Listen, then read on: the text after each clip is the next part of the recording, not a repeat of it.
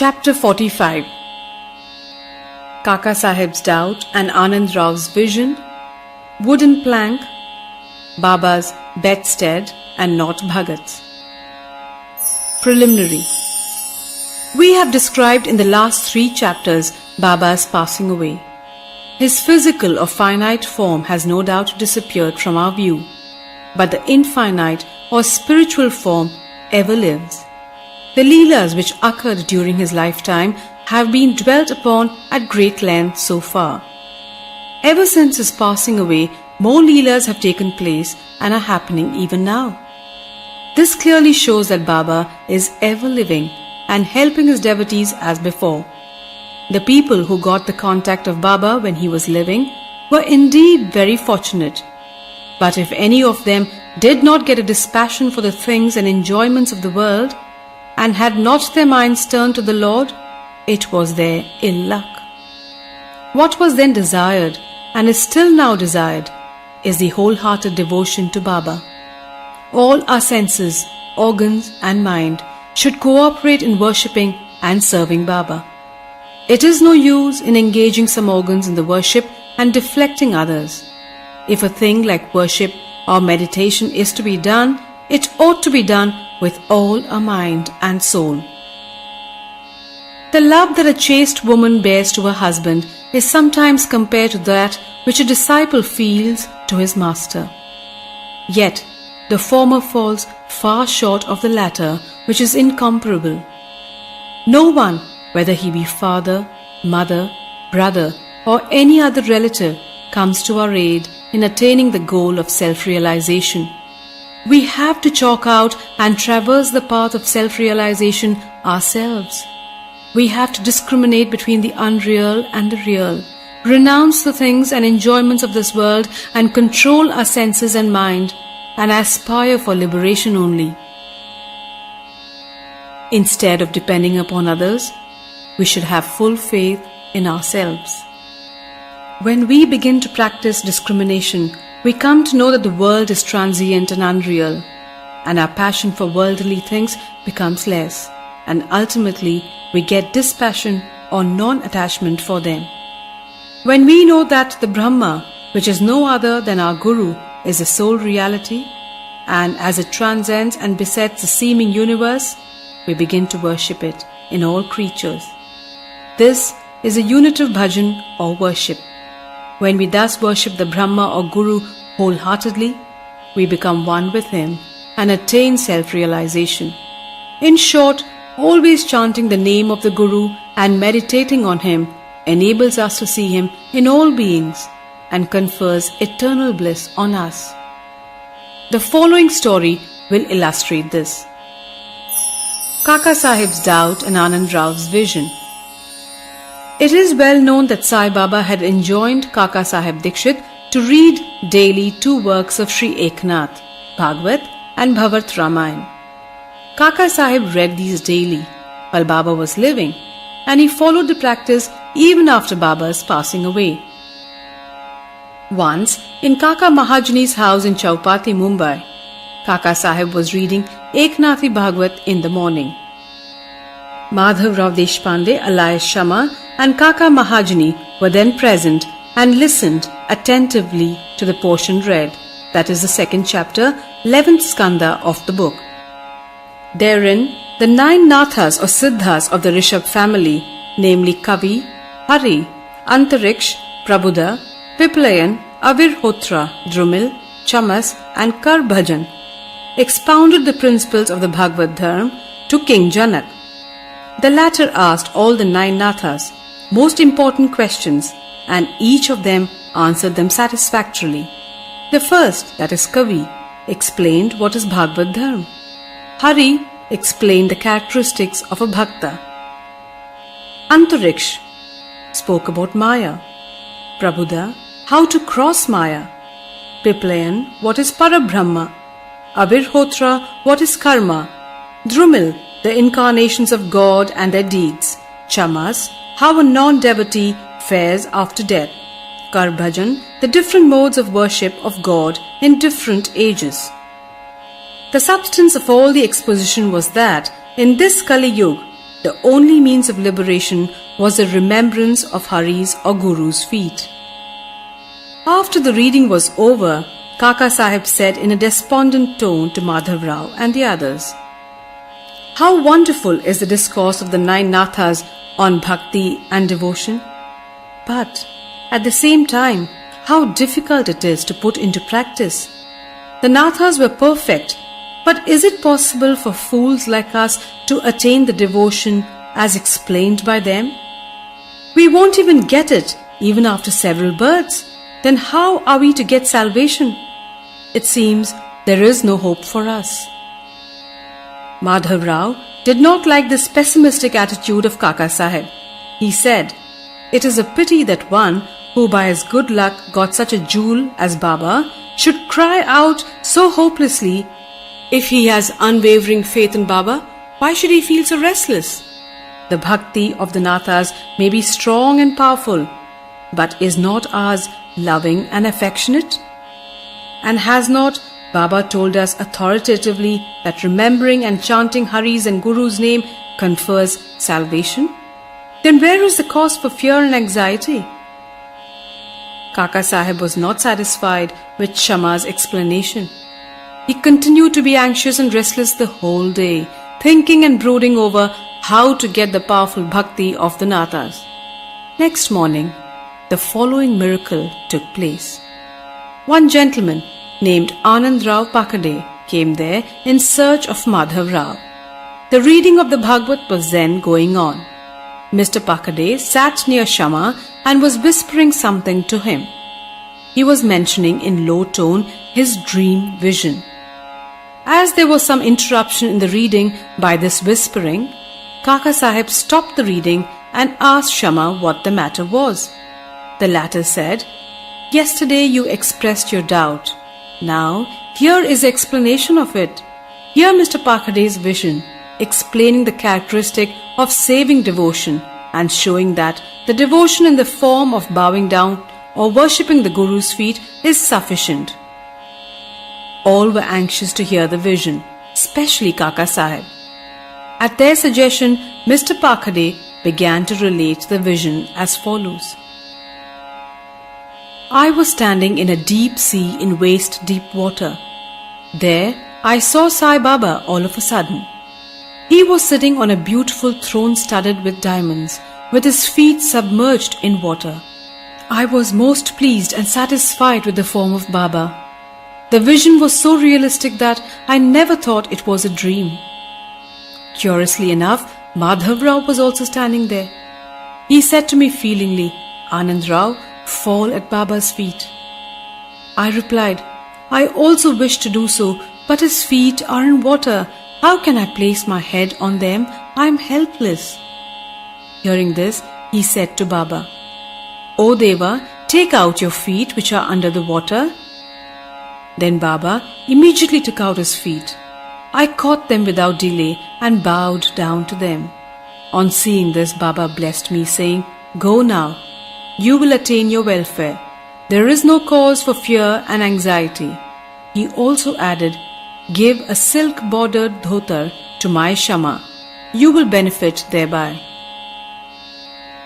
In compliance with Baba's order, Mr. Pakade had brought the dhotar and requested Kaka Sahib to hand it over to Madhav Rao, but the latter refused to accept it, saying that unless Baba gave a hint or suggestion for acceptance, he would not take it. Then, after some discussion, Kaka Sahib decided to cast lots. It was Kaka Sahib's practice that when in doubt, he would cast lots in all matters and abide by the decision as given in the picked up chit. In this particular case, 2 chits, on one of which was written to accept and on another to reject, were placed at the feet of Baba's picture, and a child was asked to pick up one of them. The accept chit was picked up and the dhotar was accepted by Madhav Rao. In this way, both Anand Rao and Madhav Rao were satisfied and Kaka Sahib's difficulty was solved. This story tells us to give respect to the words of other saints, but at the same time asks us to have full faith in our mother, that is the Guru, and abide by his instructions for he knows our welfare better than any other person. Carve out on your heart the following words of Baba. There are innumerable saints in this world, but our Father, the Guru, is the real Guru. Others might say many good things, but we should never forget our Guru's words. In short, love your Guru wholeheartedly, surrender to him completely, and prostrate yourselves before him reverentially. And then you will see that there is no sea of the mundane existence before you to cross. Wooden plank Baba's bedstead and not Bhagat's. In his earlier days, Baba slept on a wooden plank, 4 arms in length and only a span in breadth, with panatis burning at its 4 corners. Later on, he broke the plank into pieces and threw it away. Once, Baba was describing the greatness or importance of this plank to Kaka Sahib. On hearing this, the latter said to Baba, "If you still love the wooden plank, I will again suspend or hang up one in the masjid for you to sleep at ease." Baba replied, "I will not like to sleep up leaving Mahalsapati down on the ground." Then Kaka Sahib said, "I will provide another plank for Mahalsapati too." Baba said, "How can he sleep on the plank? It is not easy to sleep on the plank. He who can sleep with his eyes wide open can effect that. When I go to sleep, I often ask Mahalsapati to sit by my side, place his hand on my heart, and watch the chanting of the Lord's name there. And if he finds me sleepy, to wake me up. He can't even do this. He himself gets drowsy and begins to nod his head. When I feel his hand heavy as stone on my heart and cry out, 'Oh Bhagat,' he moves and opens his eyes. How can he, who can't sit and sleep well on the ground, and whose asana is not steady, and who is slave to sleep, can sleep high up on a plank?" On many other occasions, Baba said, out of love for his devotees, "Whatever, whether good or bad, is ours, is with us, and what is others is with them." Bow to Sri Sai. Peace be to all. Chapter 46. Baba's Gaya Trip, Story of Goats. This chapter describes Shama's trip to Kashi, Prayag and Gaya, and how Baba, in the form of his portrait, was there ahead of him. It also describes Baba's reminiscences of the past birth of 2 goats. Preliminary. Blessed, O Sai, are your feet. Blessed is your remembrance and blessed is your darshan, which liberates us from the bond of karma. Though your form is invisible to us now, still if the devotees believe in you, they get living experiences from you. By an invisible and subtle thread, you draw your devotees from far and near to your feet and embrace them like a kind and loving mother. The devotees do not know where you are, but you so skillfully pull the wires that they ultimately realize you are behind them to help and support them. The intelligent, wise, and learned folk fall into the pit of the sansar on account of their egoism, but you save them by your power, the poor, simple and devout persons. Inwardly and invisibly, you play all the game, but show that you're not concerned with it. While you do things, but pose yourself as a non-doer. Nobody ever knows your life. Therefore, the best course is for us to surrender our body, speech and mind to your feet and always chant your name for destroying our sins. You fulfill the wishes of the devotees, and to those who are without any desire, you give bliss supreme. The chanting of your sweet name is the easiest sadhana for devotees. By this sadhana, our sins, rajas and tamas qualities will vanish. The sattva qualities and righteousness will gain predominance, and along with this, discrimination, dispassion and knowledge will follow. Then we shall abide in ourself and our Guru. This is what we call complete surrender to the Guru. The only sure sign of this is that our mind gets calm and peaceful. The greatness of this surrender, devotion and knowledge is unique, for peace, non-attachment, fame and salvation come in its wake. If Baba accepts a devotee, he follows him and stands by him day and night at his home or abroad. Let the devotee go anywhere he likes. Baba is there ahead of him in some form or the other, in an inconceivable manner. The following story illustrates this. Gaya Trip. Some time after Kaka Sahib Dikshit was introduced to Sai Baba, he decided to perform the thread or the Upanayan ceremony of his eldest son Babu at Nagpur. At about the same time, Nana Sahib Chandorkar decided to perform the marriage ceremony of his eldest son at Gwalior. Both Dikshit and Chandorkar came to Shirdi and lovingly invited Baba for these functions. Baba asked them to take Shama as his representative. When he was pressed to come in person, Baba told them to take Shama with them and said, "After doing Banaras and Prayag, we would be ahead of Shama." Now, mark these words, for they show Baba's all-pervasiveness. After taking the permission of Baba, Shama decided to go to Nagpur and Gwalior for these functions and then to Kashi, Prayag and Gaya. Appa Khote made up his mind to accompany him. They both first went to Nagpur for the thread ceremony. Kaka Sahib Dikshit gave Shama 200 rupees for his expenses. Then they went to Gwalior for the marriage ceremony. There, Nana Sahib Chandorkar gave Shama 100 rupees and his relative Mr. Jatar also gave him 100 rupees. Then Shama went to Kashi and then to Ayodhya.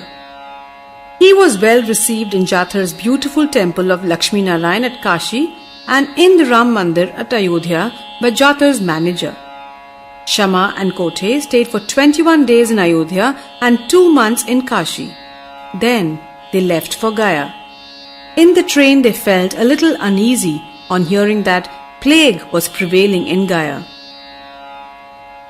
At night, they alighted at Gaya station and stayed in the Dharmshala.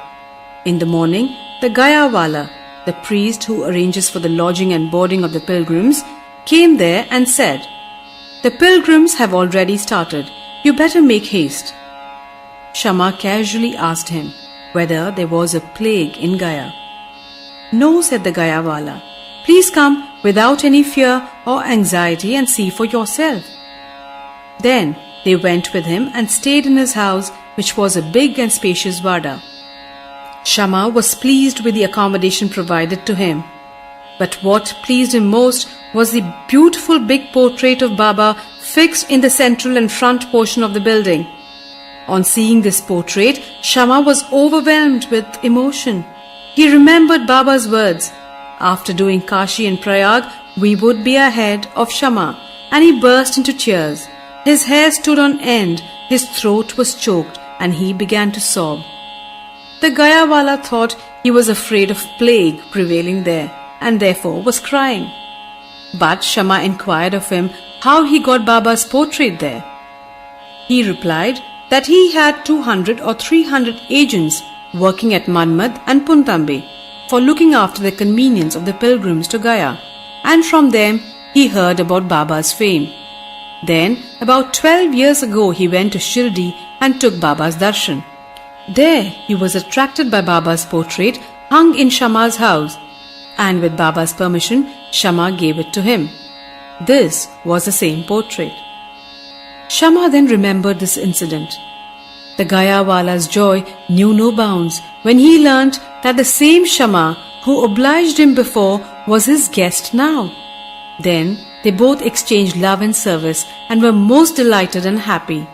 The Gaya Wala gave him a royal welcome. He was a very rich man.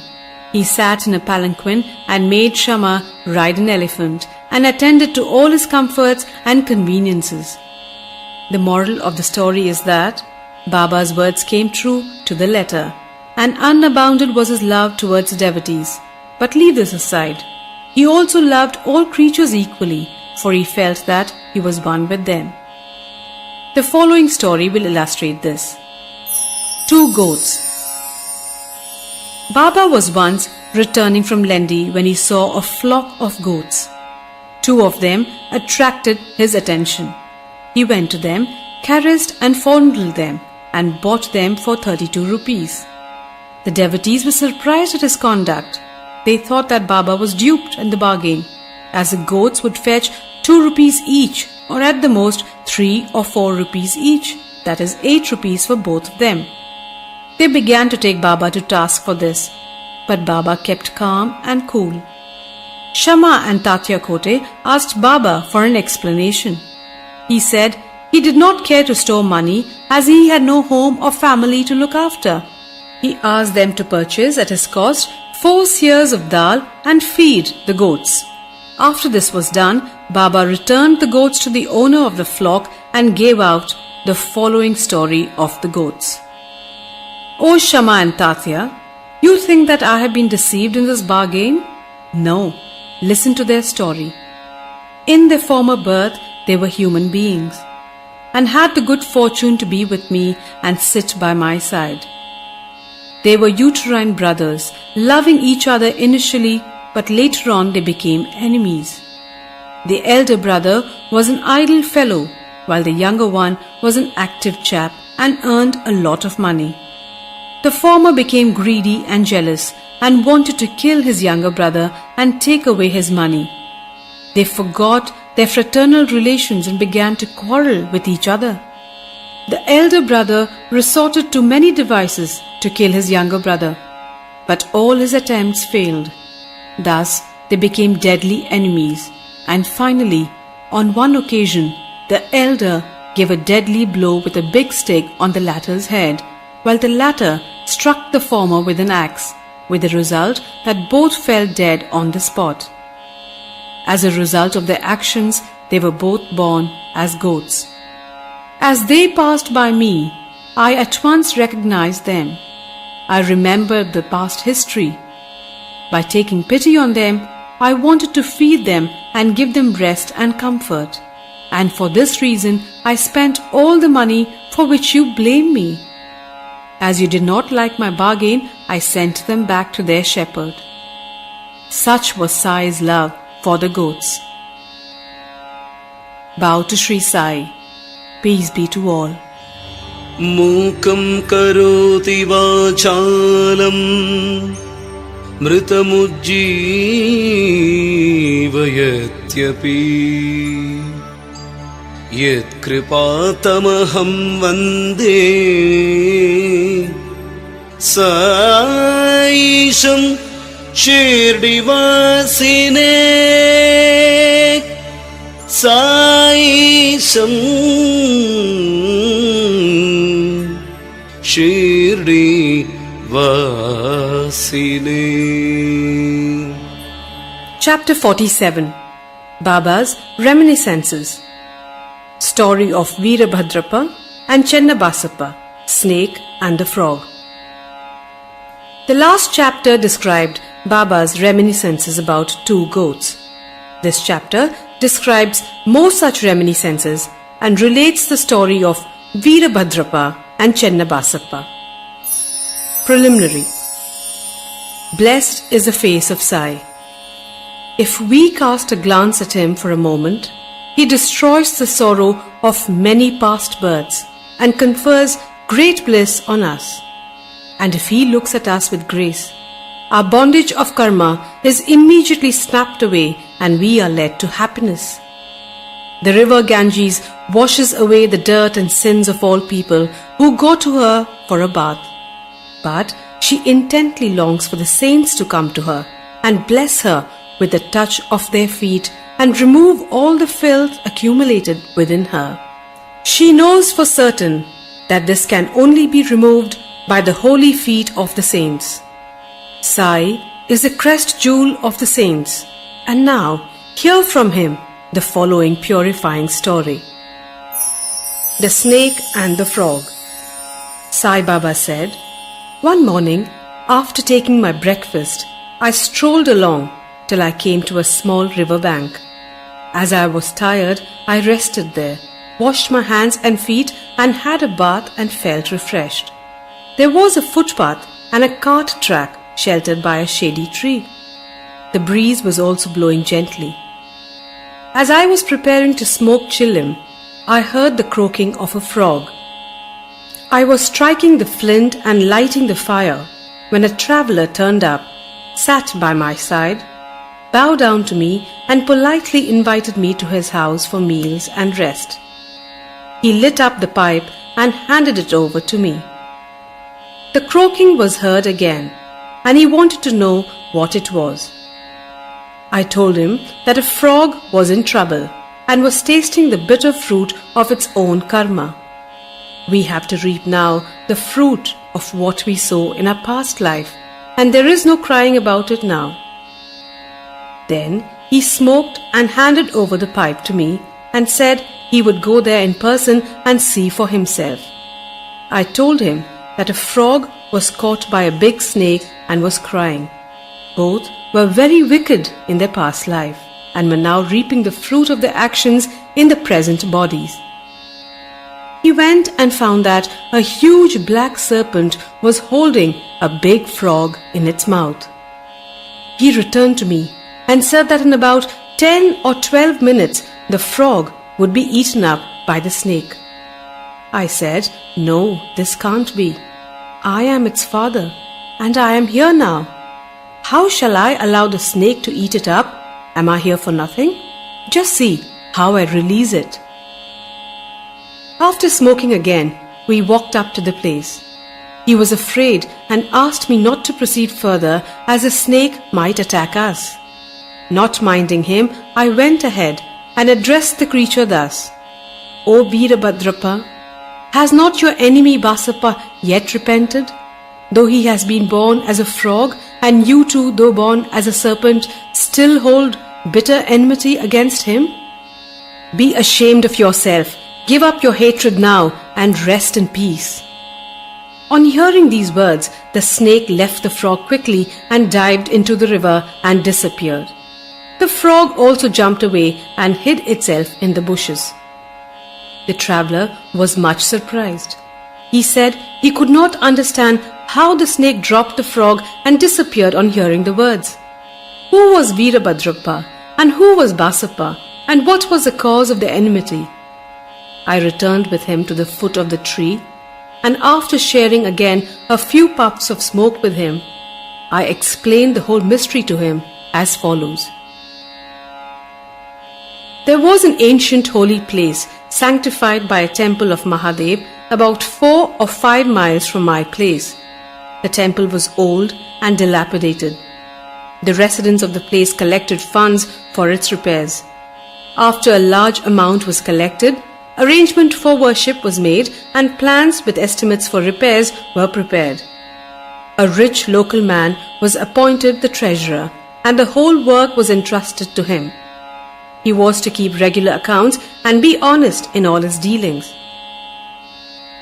He was a first-class miser and spent very little for the repairs, which consequently made very little progress. He spent all the funds, swallowed some amount himself, and spent nothing from his pocket. He had a sweet tongue and was very clever in offering plausible explanations regarding the poor and tardy progress of the work. The people again went to him and said that unless he lent his helping hand and tried his best, the work would not be complete. They asked him to work out the scheme and again collected subscriptions and sent the amount to him. He received it, but sat as quiet as before without making any progress. After some days, God Mahadev appeared in his wife's dream and said to her, "You get up. Build the dome of the temple.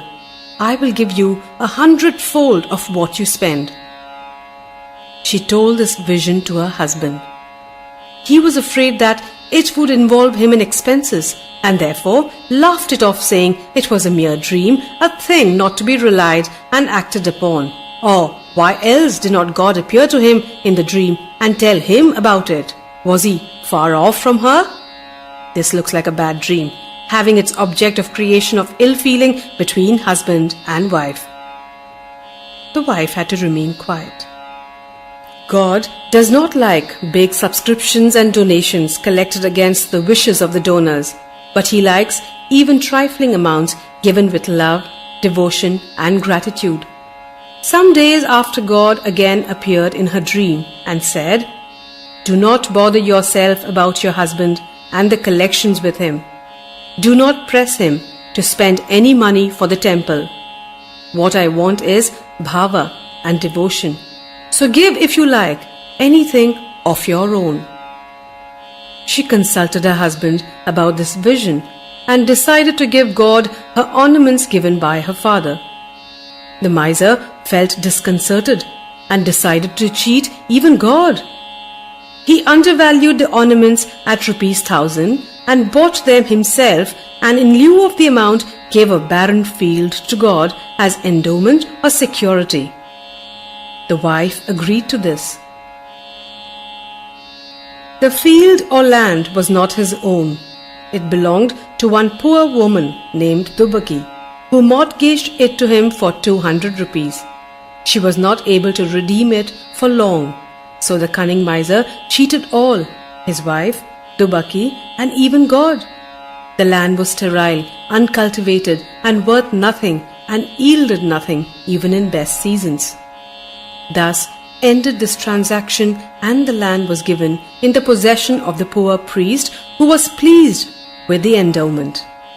Sometime later, strange things happened. There was a terrific storm and heavy downpour. Lightning struck the house of the miser when he and his wife both died. Dubaki also breathed her last. In the next life, the rich miser was born at Mathura in a Brahmin family and was named Veerabhadrappa.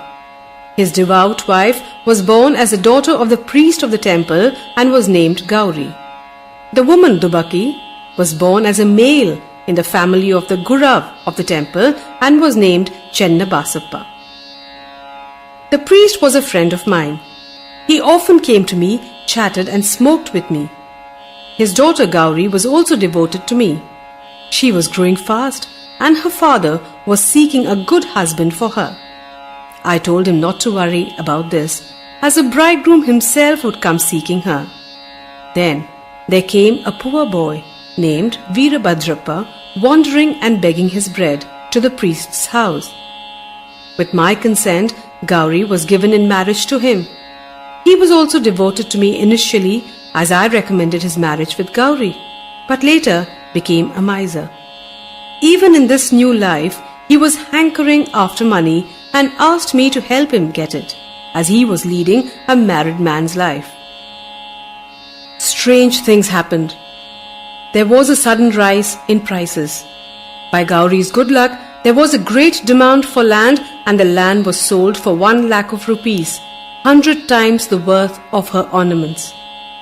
Half the amount was paid in cash, and the remaining was to be paid in 25 installments or rupees 2,000 each.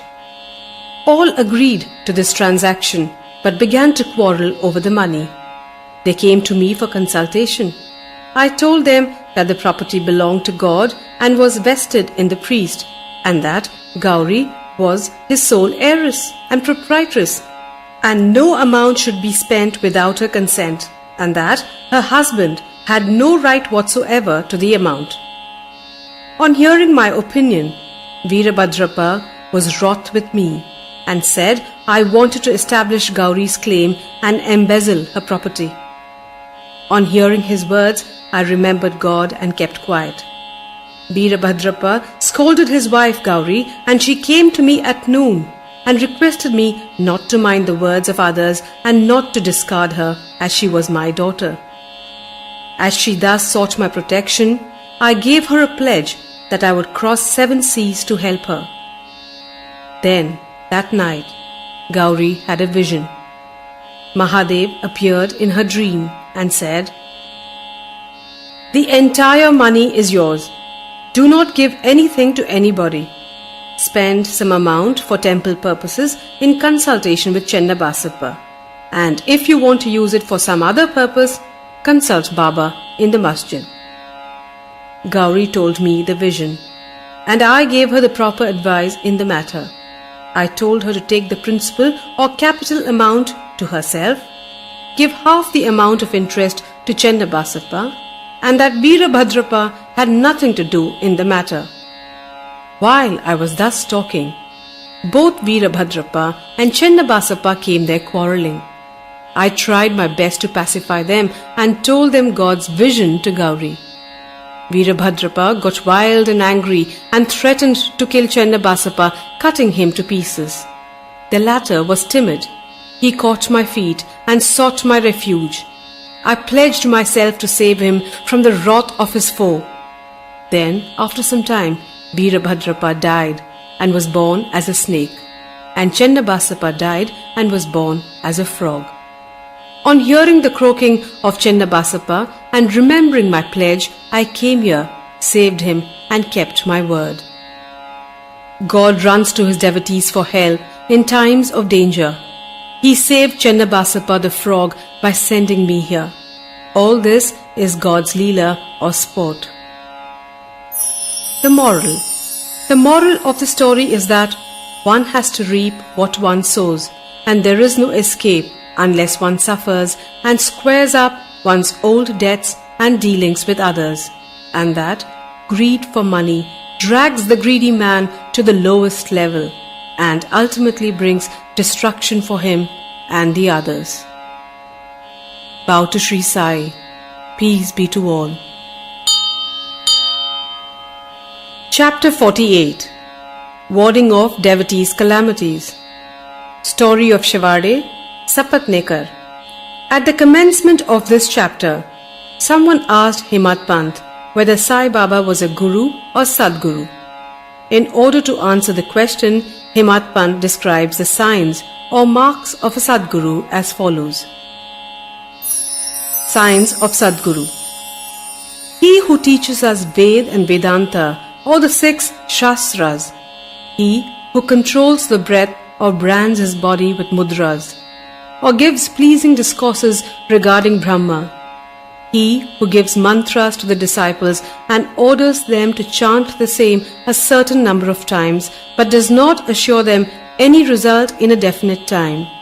He who by his lengthy, gross knowledge explains beautifully the ultimate principle, but has himself got no experience or self-realization, is not a Sadguru. But he who, by his discourse, creates in us a distaste for the enjoyments of this world and the next, and gives us a taste of self-realization, who is well versed in both theoretical and practical knowledge, deserves to be called a Sadguru. How can he, who is himself devoid of self-realization, give it to the disciples? A Sadguru does not ever in his dream expect any service or profit from his disciples. On the contrary, he wishes to serve them. He does not think that he is great and the disciple small. Not only he loves him as his son, but regards him as equal to himself or as Brahma. The main characteristic of a Sadguru is that he is the abode of peace. He is never restless nor ruffled. He has no pride of his learning. The poor and the rich, the small and the great are the same to him. Himat Pant thinks that on account of the store or accumulation of merits in his past births, he had the good fortune of meeting and being blessed by such a Sadguru as Sai Baba. Even in full youth, he hoarded nothing except perhaps chillim. He had no family, no friend, no home, nor any support. Since he was 18, his control of mind was perfect and extraordinary. He lived then in secluded places and always abided in his self. On seeing the pure attachment of his devotees, he always acted in their interests, and hence he was in a way dependent on them. What experience he gave to his devotees while he was living in flesh are felt even today after his Mahasamadhi by those who attach themselves to him. What his devotees have to do is this. They have to trim their heart lamp of faith and devotion and burn in it wicks of love. And when this is done, the flame of knowledge will be lit up and shine brighter. Mere knowledge without love is dry. Nobody wants such knowledge. Without love, there is no contentment. So we should have unbroken and unbounded love. How can we praise love? Everything is insignificant before it. Without love, our reading, hearing, and the study are of no use. In the wake of love comes devotion, dispassion, peace, and liberation with all their treasures. We do not get love for anything unless we feel earnestly about it. So where there is real yearning, God manifests Himself. It includes love, and it is the means of liberation. Now, let us revert to the main story of this chapter. A man should go to a true saint with a pure mind or even otherwise and hold his feet. Ultimately, he is sure to be saved. This is illustrated by the following stories. Mr. Shivade. Mr. Sapatnekar of Akalkot was studying for law. A co-student, Mr. Shivade, met him. Other fellow students also got together and compared notes of their study. It was found by the questions and answers amongst themselves that Mr. Shivade was the least prepared of all for the examination, and therefore all the students derided him. But he said that though he was not prepared, he was sure to pass the examination, as his Sai Baba was there to get him through it successfully. Mr. Sapatnekar was surprised at this remark. He took Mr. Shivade aside and asked him, "Who is the Sai Baba who you praise so much?" He replied, "There lives in a masjid in Shirdi a fakir. He is a great Satpurush. There may be other saints, but this one is unique. Unless there is a great store of merits of one's account, one cannot see him. I fully believe in him, and what he says will never be untrue. He has assured me that I will definitely pass next year, and I am confident I will get through the final examination by his grace." Mr. Sapatnekar laughed at his friend's confidence and jeered at him and Baba. Sapatnekars. Mr. Sapatnekar passed his examination, settled at Akalkot, and practiced as a pleader there. 10 years after this, in 1913, he lost his only son on account of a throat disease. This broke his heart. He sought relief by making a pilgrimage to Pandharpur, Gangapur, and other holy places. He got no peace of mind. Then he read Vedanta, which also did not help him. In the meanwhile, he remembered Mr. Shivade's remarks and his faith in Baba, and he thought he too should go to Shirdi and see Baba. He went to Shirdi with his younger brother Pandit Rao and was much pleased to see Baba from a distance. When he went near and prostrated himself and placed a coconut before Baba with feeling of devotion, the latter at once cried out, "Get away!" Sapatnekar hung down his head, moved back, and sat aside. He wanted to consult somebody who would advise him how to proceed. Somebody mentioned Bala Shimpi's name. Sapatnekar saw him and sought his help. They bought Baba's photos and came with them to the masjid. Bala Shimpi took a photo in his hand, gave it to Baba, and asked him whose photo it was.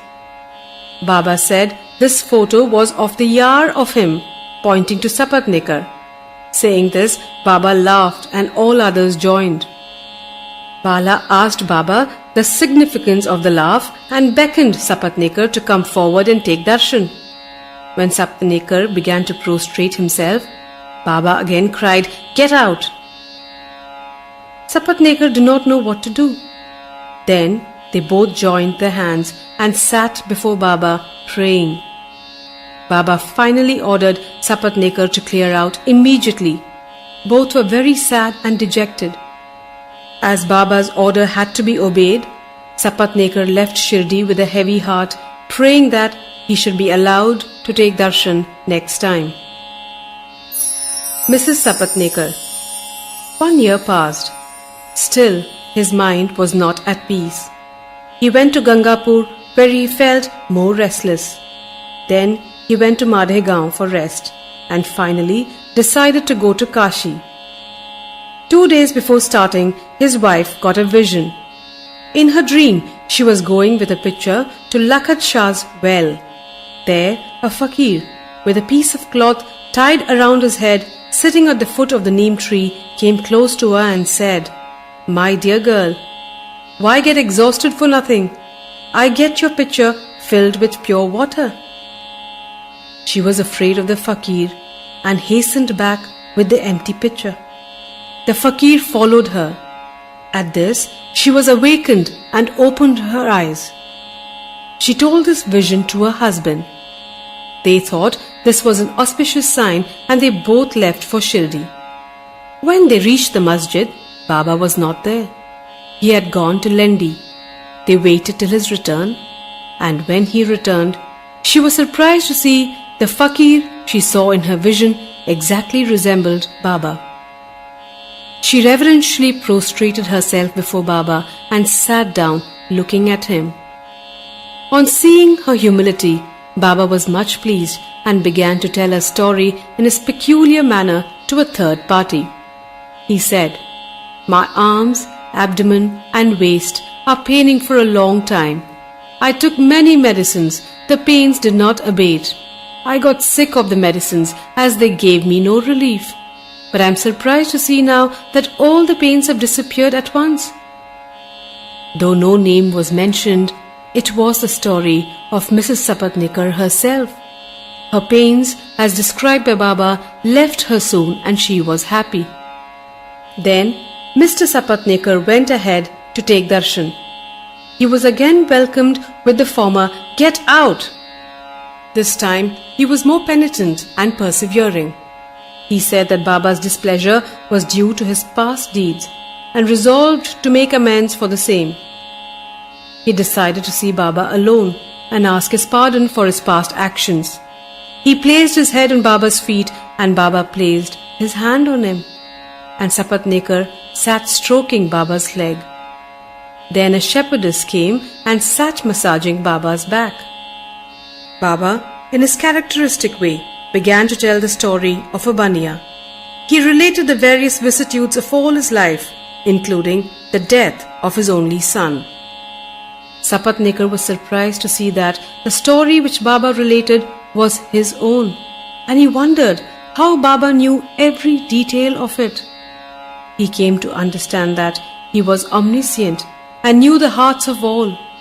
When this thought crossed his mind, Baba, still addressing the shepherdess and pointing to Sapatnikar, said, "This fellow blames me and charges me with the killing of his son. Do I kill people's children? Why does this fellow come to the masjid and cry? Now I will do this. I will again bring that very child back in his wife's womb." With these words, he placed his blessing hand on his head and comforted him, saying, "These feet are old and holy. You are carefree now. Place entire faith in me and you will soon get your object." Sapatnikar was much moved with emotion. He bathed Baba's feet with his tears and then returned to his residence. Then he made preparations for worship and Naivedya and came with his wife to the masjid. He offered all this to Baba and accepted prasad from him. There was a crowd in the masjid, and Sapatnikar went there and saluted Baba again and again. On seeing heads clashing against heads, Baba said to Sapatnikar, "Oh, why do you prostrate yourself now and then? One namaskar offered with love and humility is enough." Then Sapatnikar witnessed that night the Chavadi procession described before. In that procession, Baba looked like a veritable Pandurang. At the parting next day, Sapatnikar thought he should first pay 1 rupee as dakshina, and if Baba asked again, instead of saying no, he should pay 1 more, reserving with him sufficient amount as expense for the journey. When he went to the masjid and offered 1 rupee, Baba asked for another as per his intention, and when it was paid, Baba blessed him, saying, "Take the coconut, put it in the upper fold of your wife's sari and go away without the least anxiety." He did so, and within a year a son was born to him. And with an infant of 8 months, the couple came to Shirdi, placed him at Baba's feet and prayed thus, O Sainath, we do not know how to redeem your obligations. Therefore, we prostrate ourselves before you. Bless us, poor helpless fellows. Henceforth, let your holy feet be our sole refuge. Many thoughts and ideas trouble us in waking and dream states. So turn away our minds from them to your bhajan and bless us. The son was named Murlidhar. 2 others, Bhaskar and Dinkar, were born later. The Sapatnikar couple thus realized that Baba's words never came untrue and unfulfilled. Bow to Sri Sai. Peace be to all. Sadguru Sai Baba, Dwarakamai Baba, Sadguru Sai Baba, Shirdi Sai Baba, Sadhu Jeevan Samrakshana Sai Mohan Ram, Anatha Rakshaka Padbandhava Sai Mohan Ram, Sadhu Jeevan Samrakshana Sai Mohan Ram, Anatha Rakshaka Padbandhava Sai Mohan Ram, Nagashayana Yoga Bharana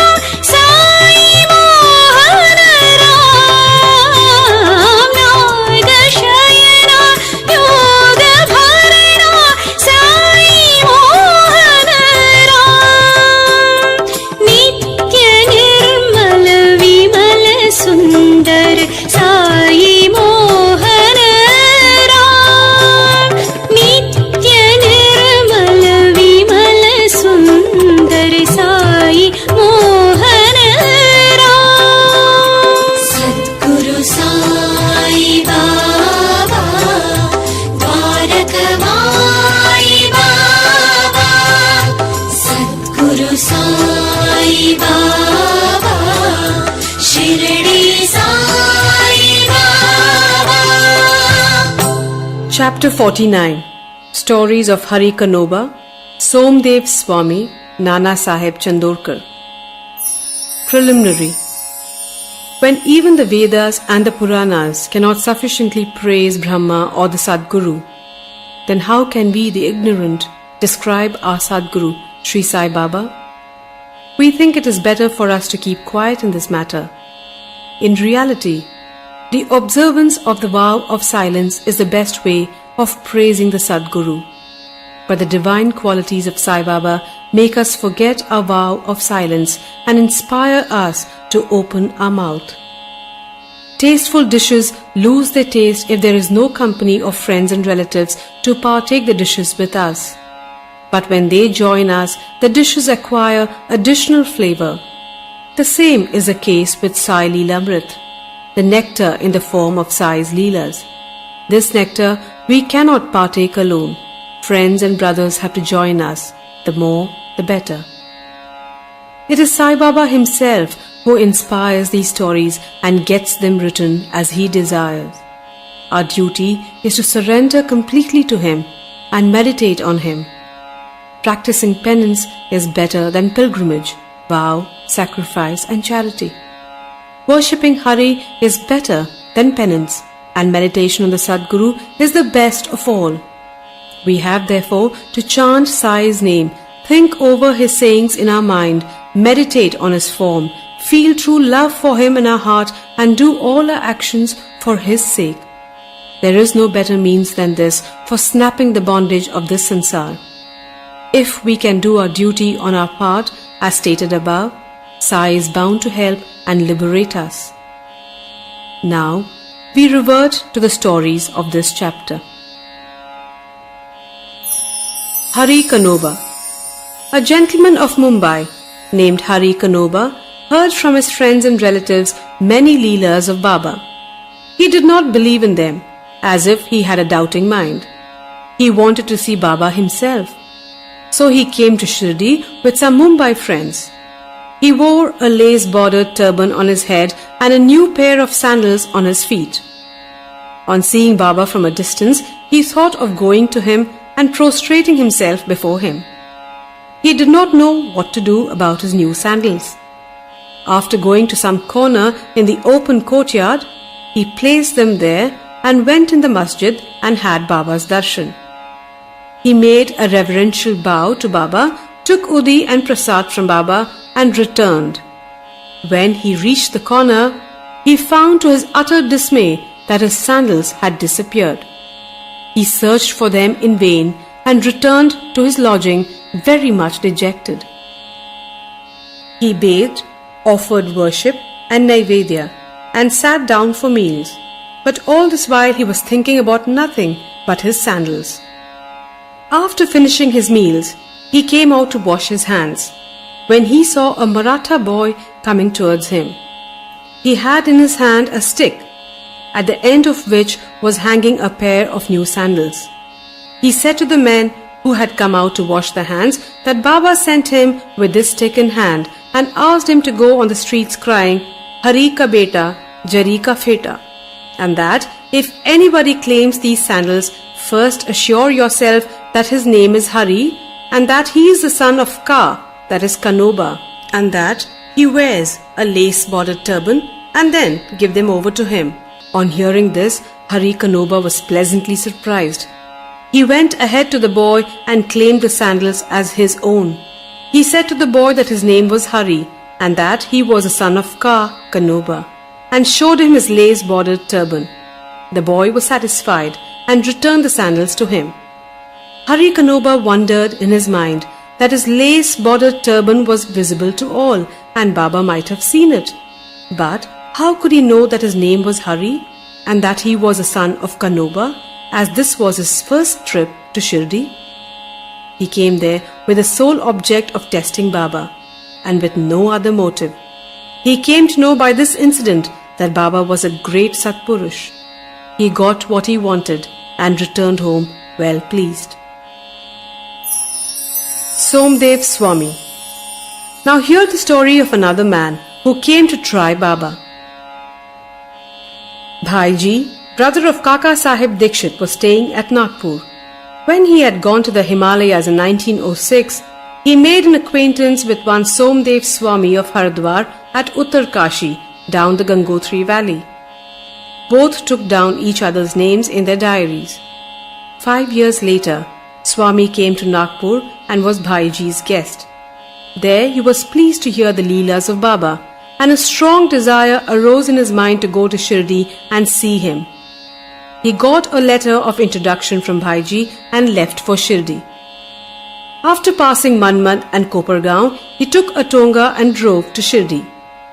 As he came near Shirdi, he saw 2 flags floating high over the masjid in Shirdi.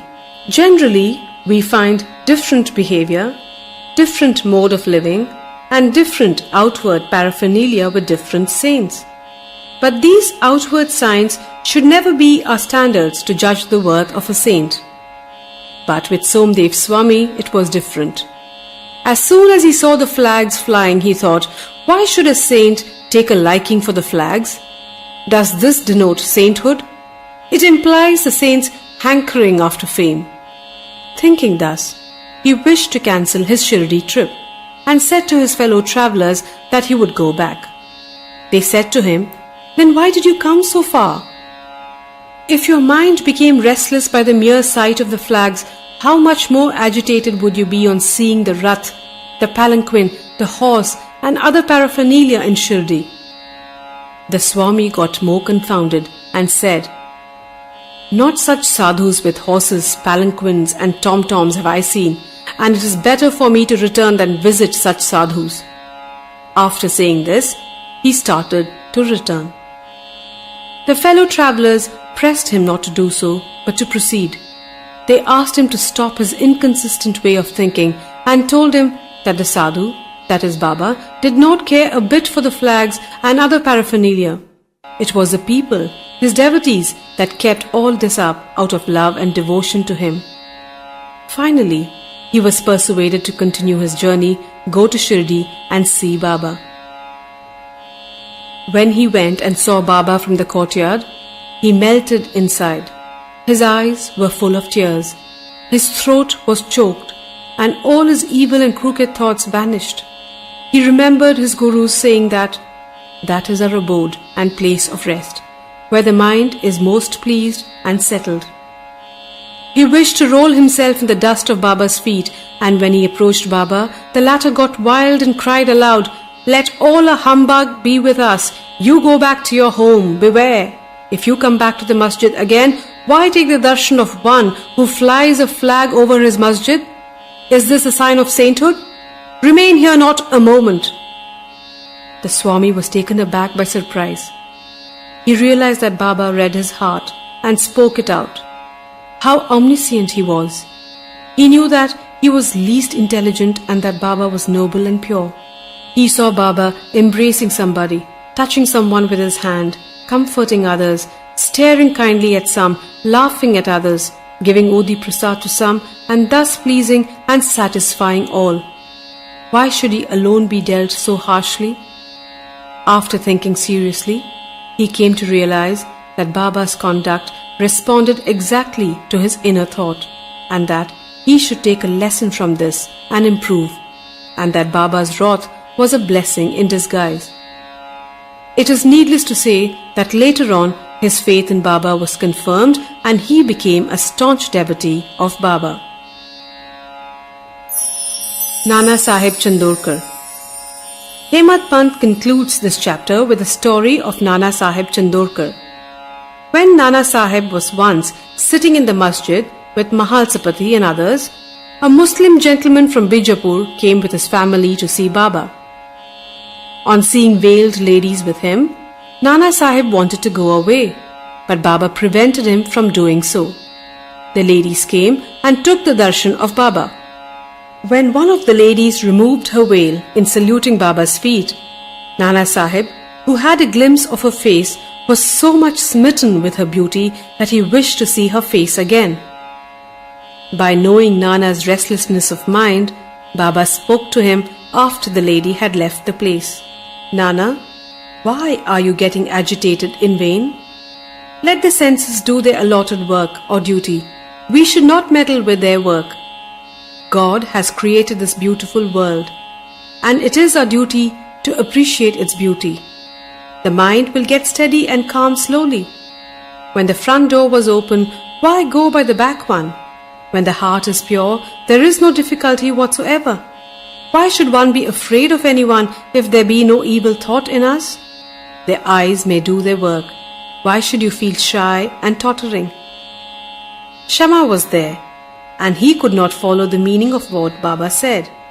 So he asked Nana about this on their way home. Nana told him about his restlessness at the sight of the beautiful lady, how Baba knew it and advised him about it. Nana explained Baba's meaning as follows: that our mind is fickle by nature. It should not be allowed to get wild. The senses may get restless. The body, however, should be held in check and not allowed to be impatient. Senses run after objects of desire, but we should not follow them and crave for them. By slow and gradual practice, restlessness can be conquered. We should not be swayed by the senses, though they cannot be completely controlled. We should curb them rightly and properly, according to the need of the occasion. Beauty is a subject of sight. We may fearlessly look at the beauty of objects. There is no room for shyness or fear. Only we should never entertain evil thoughts. Making the mind desireless, observe God's work of beauty. In this way, the senses will be easily and naturally controlled, and even in enjoying objects, you will be reminded of God. If the outer senses are held in check, and if the mind be allowed to run after objects and be attached to them, our cycle of births and deaths will not come to an end. With Vivek or discrimination as a charioteer, we will control the mind and shall not allow the senses to go astray. With such a charioteer, we reach the Vishnupada, the final abode, our real home, from where there is no return. Bow to Sri Sai. Peace be to all. Chapter 50. Stories of Kaka Sahib Dixit, Sri Tembe Swami, Balaram Dhurandhar. Chapter 50 of the original Sai Satcharitra has been incorporated in Chapter 39 as it dealt with the same subject matter. Now, Chapter 51 of the Satcharitra has been treated here as Chapter 50. This chapter gives the stories of Kaka Sahib Dixit, Sri Tembe Swami and Balaram Dhurandhar. Preliminary. Victory be unto Sai, who is the mainstay of the Bhaktas, who is a Sadguru, who expounds the meaning of the Gita, and who gives us all powers. O Sai, look favorably on us and bless us all. The sandalwood trees grow on the Malaya mountains and ward off heat. The clouds pour the rainwater and thereby cool and refresh all the people. The flowers blossom in the spring and enable us to worship God.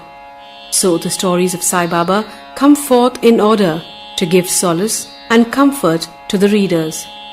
Both those who tell and those who hear the stories of Baba are blessed and holy. It is a well-established fact that though we try hundreds of means of sadhanas, we do not attain the spiritual goal of life unless a Sadguru blesses us with his grace. Hear the following story in illustration of this statement. Kaka Sahib Dixit, 1864 to 1926. Mr. Hari Sitaram, alias Kaka Sahib Dixit, was born in 1864 in Badnagara Nagar in a Brahmin family at Khandwa.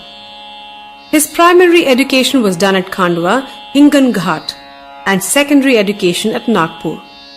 He came to Mumbai for higher education and studied first in Wilson College and then in Elphinstone College. After graduation in 1883, he passed his LLB and solicitor's examinations and then served in the firm of the government solicitors Messrs. Little and Co. and then after some time started a solicitor's firm on his own. Before 1909, Sai Baba's name was not familiar to Kaka Sahib, but after that he soon became his great devotee. While he was staying at Lonavla, he happened to see his old friend Mr. Nana Sahib Chandorkar. Both spent some time in talking about many things. Kaka Sahib described to him how while he was boarding a train in London, he met with an accident in which his foot slipped and was injured. Hundreds of remedies gave him no relief. Nana Sahib then told him that if he wished to get rid of the pain and lameness of his leg, he should go to his Sadguru Sai Baba. He also gave him all the particulars of Sai Baba and mentioned to him Sai Baba's dictum, "I draw to me my man from far off or even across the 7 seas like a sparrow with a string fastened to its feet." He also made it clear to him that if he was not Baba's man, he would not be attracted to him and given darshan. Kaka Sahib was pleased to hear all this and said to Nana Sahib that he would go to Baba, see him and pray to him to cure not so much his lame leg, but bring around his lame, fickle mind and give him eternal bliss. Some time later, Kaka Sahib went to Ahmednagar and stayed with Sardar Kaka Sahib Mirikar in connection with securing votes for a seat in the Mumbai Legislative Council. Mr. Bala Sahib Mirikar, son of Kaka Sahib Mirikar, who was a Mamlatdar of Kopargaon, also came at that time to Ahmednagar in connection with a horse exhibition there. After the election business was over, Kaka Sahib Dixit wanted to go to Shirdi, and both the Mirikars, father and son, were also thinking about a fit and proper person as a guide with whom he should be sent there. There, Sai Baba was arranging things for his reception. Shama got a telegram from his father-in-law at Ahmednagar stating that his wife was seriously ill and that he should come to see her with his wife. Shama, with Baba's permission, went there and saw his mother-in-law and found her improving and better. Nana Sahib Panse and Appa Sahib Gadre happened to see Shama on their way to the exhibition, and they told him to go to Mirikar's house, see Kaka Sahib Dikshit there and take him to Shirdi along with him. Kaka Sahib Dikshit and the Mirikars were also informed of Shama's arrival. In the evening, Shama came to the Mirikars, who introduced him to Kaka Sahib. They arranged that Shama should leave for Kopargaon with Kaka Sahib by the 10 o'clock night train. After this was settled, a curious thing happened. Bala Sahib Mirikar threw aside the veil or covering on Baba's big portrait and showed the same to Kaka Sahib. He was surprised to see that he, whom he was going to meet at Shirdi, was already there in the form of his portrait to greet him at this juncture. He was much moved and made his prostration before the portrait. This portrait belonged to Megha. The glass over it was broken and it was sent to Mirikars for repairs. The necessary repairs had been already made, and it was decided to return the portrait with Kaka Sahib and Shama. Before 10 o'clock, they went to the station and booked their passage. But when the train arrived, they found that the second class was overcrowded and there was no room for them. Fortunately, the guard of the train turned out to be an acquaintance of Kaka Sahib, and he put them up in the first class. Thus, they travelled comfortably and alighted at Kopargaon. Their joy knew no bounds when they saw their Nana Sahib Chandorkar, who was also bound for Shirdi. Kaka Sahib and Nana Sahib embraced each other, and then, after bathing in the sacred Godavari river, they started for Shirdi. After coming there and getting Baba's darshan, Kaka Sahib's mind was melted, his eyes were full of tears, and he was overflowing with joy. Baba said to him that he was also waiting for him and had sent Shama ahead to receive him. Kaka Sahib then passed many happy years in Baba's company. He built a wada in Shirdi, which he made as his, more or less, the permanent home. The experiences he got from Baba are so many that it is not possible to relate them all here. The readers are advised to read a special Kaka Sahib Dikshit number of Sri Sai Leela magazine, volume 12, number 6 to 9. We close this account with a mention of one fact only. Baba had comforted him, saying that in the end he would take him in air coach or Viman, that is, secure him a happy death. This came out true. On 5th July 1926, Kaka Sahib was travelling in the train with Hemad Pant and talking about Sai Baba. He seemed deeply engrossed in Sai Baba. All of a sudden, he threw his neck on Hemad Pant's shoulder and breathed his last with no trace of pain and uneasiness. Sri Tembe Swami. We come to the next story, which shows how saints love each other with fraternal affection. Once, Sri Vasudevanand Saraswati, known as Sri Tembe Swami, encamped at Rajamandri in Andhra, on the banks of the Godavari. He was devout, orthodox, dhyani and yogi bhakt of Dattatreya. One, Mr. Pundalik Rao, pleader of Nanded, went to see him with some friends. While they were talking with him, the names of Shirdi and Sai Baba were casually mentioned. Hearing Baba's name, the Swami joined hands with reverence and taking a coconut, gave it to Pundalik Rao and said to him, "Offer this to my brother Sai with my pranam and request him not to forget me but to ever love me." He also added that Swamis do not generally bow to others, but in this case an exception had to be made. Mr. Pundalik Rao consented to take the coconut and his message to Baba. The Swami was right in calling Baba a brother, for as he maintained an Agnihotra day and night in his orthodox fashion, Baba too kept his Agnihotra dhuni ever burning in the masjid. After 1 month, Pundalik Rao and others left for Shirdi with the coconut and reached Manmad, and as they felt thirsty, they went to a rivulet for drinking water. As water should not be drunk on an empty stomach, they took out some refreshment that is chivda, flattened rice mixed with spice. The chivda tasted most pungent, and in order to soften it, as someone suggested, broke the coconut and mixed its scrapings with it. Thus, they made the chivda more tasty and palatable. Unfortunately, the coconut turned out to be the same that was entrusted to Pundalik Rao. As they neared Shirdi, Pundalik Rao remembered the trust, that is the coconut, and was very sorry to learn that it was broken and consumed. He came to Shirdi and saw Baba. Baba had already received a wireless message regarding the coconut from the Tembe Swami, and himself asked Pundalik Rao first to give the thing sent by his brother. Pundalik Rao held fast Baba's feet, confessed his guilt and negligence, repented and asked for Baba's pardon. He offered to give another fruit as a substitute, but Baba refused to accept it, saying that the worth of the coconut was far more than an ordinary one and that it could not be replaced by another. Baba also added, "Now you need not worry yourself any more about the matter.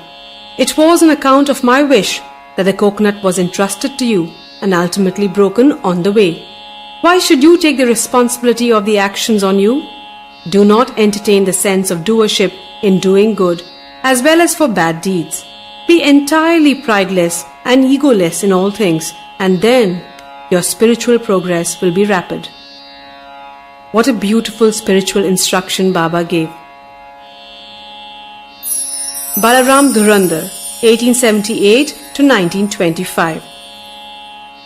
Mr. Balaram Dhurandhar belonged to the Pathare Prabhu community of Santa Cruz, Mumbai. He was an advocate of the Mumbai High Court and sometime principal of the Government Law School, Mumbai. The whole Dhurandhar family was pious and religious.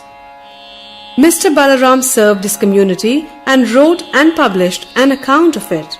He then turned his attention to spiritual and religious matters. He studied carefully Gita and its commentary Dhyaneshwari and other philosophical and metaphysical works. He was a devotee of Vithoba of Pandharpur. He came in contact with Sai Baba in 1912. 6 months earlier, his brothers Babuji and Vaman Rao came to Shirdi and took Baba's darshan. They returned home and mentioned their sweet experiences to Balaram and other members. Then they all decided to see Sai Baba.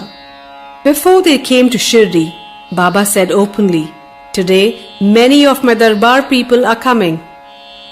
The Dhurandhar brothers were astonished to hear this remark of Baba from the others, as they had not given any previous intimation of their trip. All other people prostrated themselves before Baba and sat talking with him. Baba said to them, "These are my Darbar people whom I referred to before," and said to the Dhurandhar brothers, "We are acquainted with each other for the last 60 generations." All the brothers were gentle and modest. They stood with joined hands, looking at Baba's feet. All the sattvic emotions such as tears, horripilation, choking, etc. moved them, and they were all very happy. Then they went to the lodging, took their meals, and after taking a little rest, again came back to the masjid. Balram sat near Baba, massaging his legs. Baba, who was smoking the chillim, advanced it towards him and beckoned him to smoke it. Balaram was not accustomed to smoking. Still, he accepted the pipe, smoked it with great difficulty, and returned it reverentially. This was a most auspicious moment for Balram. He was suffering from asthma for 6 years. The smoke completely cured him of the disease, which never troubled him again. Some 6 years later, on a particular day, he again got an attack of asthma. This was precisely the time when Baba took his Mahasamadhi. The day of this visit was a Thursday, and the Dhurandhar brothers had the good fortune of witnessing the Chavdi procession that night. At the Aarti function in the Chavdi, Balaram saw the glow of Pandurang on Baba's face, and the next morning at the Kakar Aarti time, the same phenomenon, the same luster of the beloved deity Pandurang was visible again on Baba's face. Mr. Balaram Dhurandhar wrote in Marathi the life of the Maharashtra Saint Tukaram, but he did not survive to see its publication. It was published later on by his brothers in 1928. In a short note on Balaram's life given in the beginning of the book, the above account of Balaram's visit has been fully corroborated. Bow to Sri Sai. Peace be to all. Sai Baba, Shri Guru Sai Baba. Sai Baba, Satguru Shirdi Baba.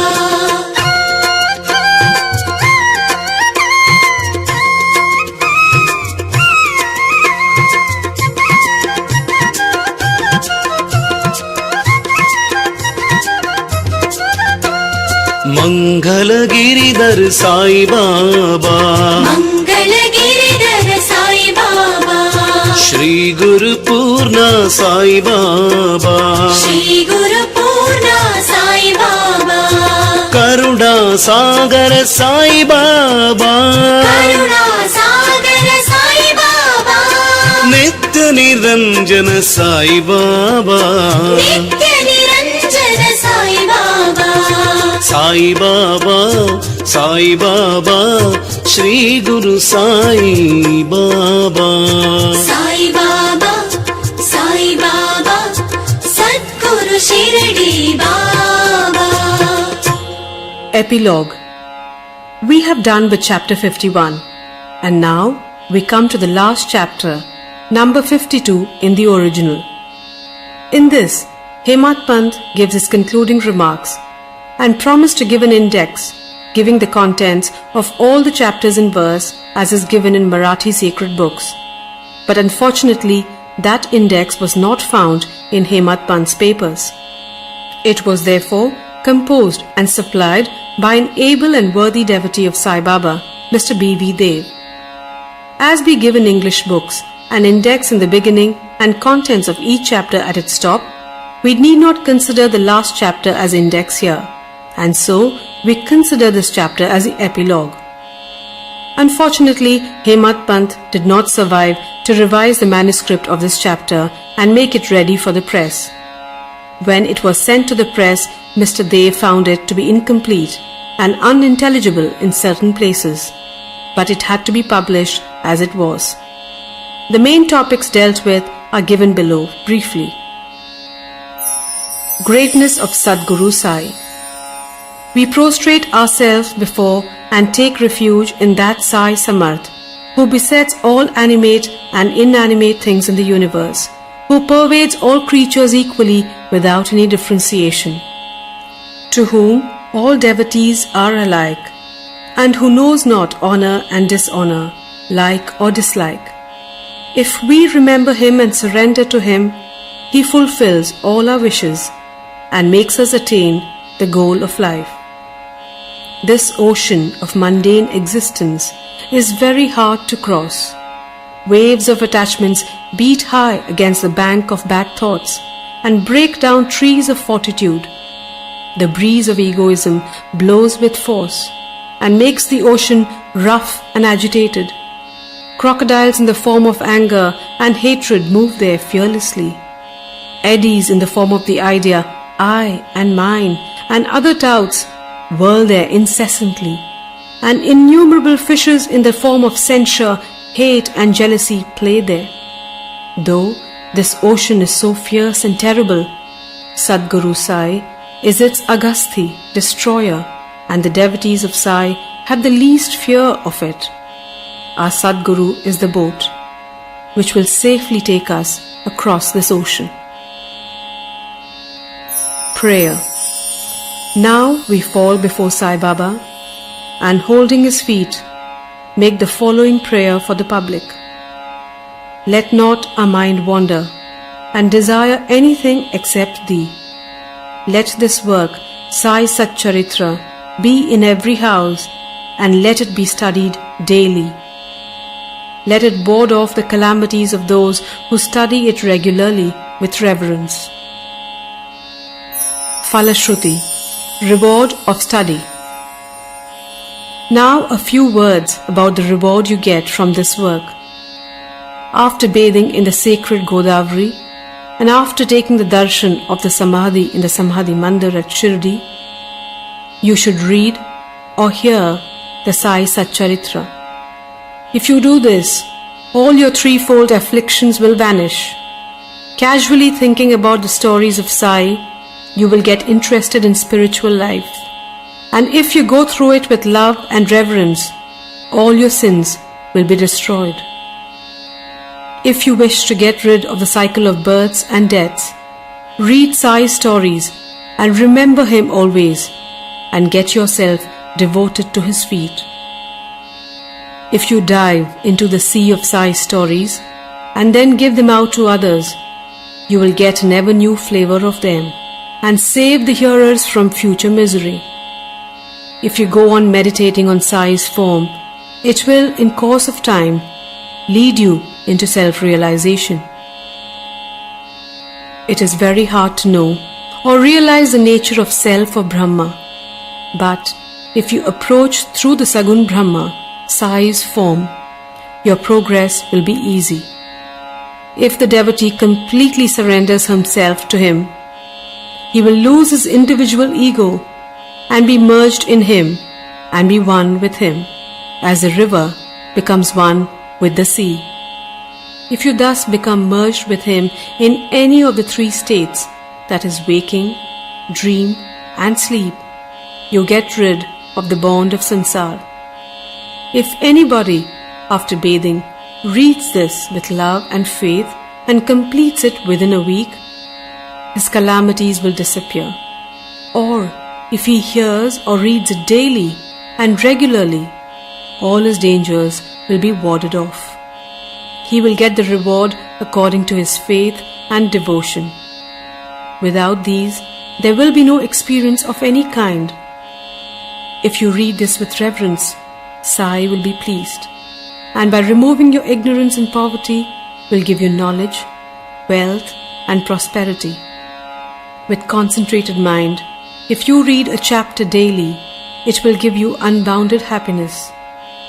One who has his own welfare at heart should study it carefully, and then he will ever remember Sai gratefully and joyfully in birth after birth.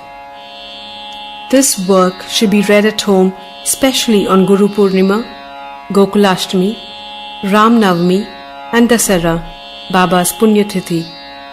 If you study this one book carefully, all your desires will be satisfied. And if you always remember Sai's feet in your heart, you will easily cross the Bhavasagar. By its study, the diseased and sick will get health, the poor wealth, the mean and afflicted the prosperity, and the mind will get rid of all futile ideas and get steadiness. Dear devoted readers and listeners, we also bow to you all and make a special request. Never forget him whose stories you have read day by day or month by month. The more fervently you read or listen to these stories, the more encouragement Sai gives us to serve you and be of use to you. Both the author and the readers must cooperate in this work, help each other and be happy. Prasad Yachna. We close this with a prayer to the Almighty for the following prasad of favor. May the readers and devotees get complete and wholehearted devotion to Sai's feet. May his form be ever fixed in their eyes, and may they see Sai the Lord in all beings. Bow to Sri Sai. Peace be to all.